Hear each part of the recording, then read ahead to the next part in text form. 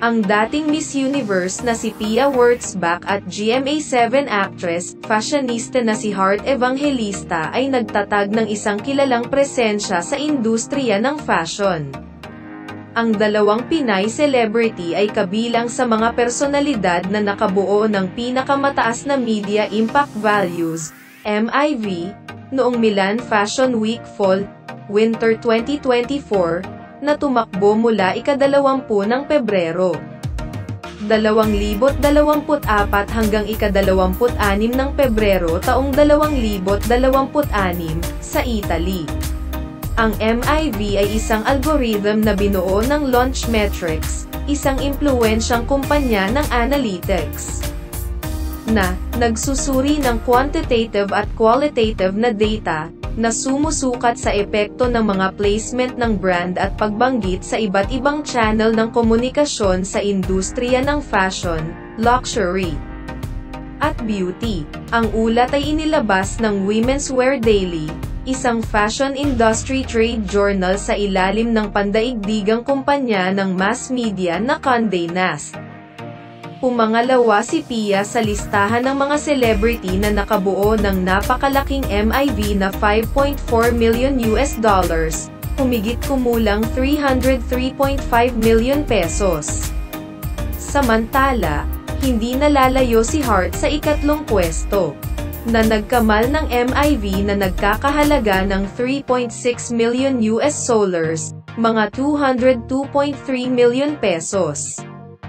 Umuusbong bilang ultimate champion ng Milan Fashion Week sa impluwensya ng celebrity ay ang South Korean boy band na NCT, na sama-samang nakabuo ng kahangahangang $6.2 million, 348 million pesos, na halaga ng MIV. Individual, ang mga miyembro nito na sina Jaehyun, Jeno, at Duyang ay nakakuha din ng mga kilalang MIV number $1.3 million, 73 million pesos, 1.1 million United States dollars, 61.8 million pesos, at $703,000, $50.7 million pesos, ayon sa pagkakabanggit. Tinapos ng Japanese group na Nishu at South Korean singer na si Joy ang celebrity ranking, na bawat isa ay nakakuha ng $1.9 million, 106.8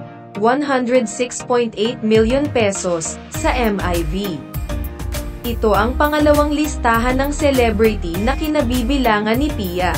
Inangkin ni Pia ang ika-6 na posisyon sa listahan ng Most Visible Influencer, na inilathala ng Lefty.io, isang influencer marketing platform na kaanib sa The Independence Group.